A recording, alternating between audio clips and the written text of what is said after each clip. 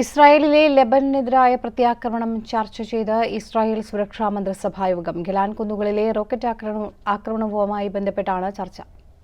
Israel നിയന്ത്രിത ഗലാൻ കുന്നിൽ മജ്ദൽ ഷംസിൽ draws ടൗണിൽ ശനിയാഴ്ച വൈകിട്ടാണ് അപകടമുണ്ടായത്.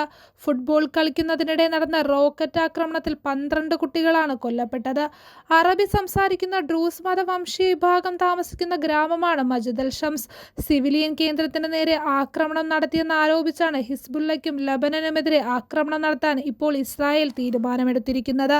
ഇനി തീ കൊണ്ടായിരിക്കും പ്രത്യാക്രമണമെന്നും സൈനിക നേതൃത്വം മുന്നറിയിപ്പ് നൽകിയിട്ടുണ്ട്. എന്നാൽ സംഭവത്തെക്കുറിച്ച് അന്വേഷിക്കണമെന്ന് ലബനനും ആവശ്യപ്പെട്ടിട്ടുണ്ട്.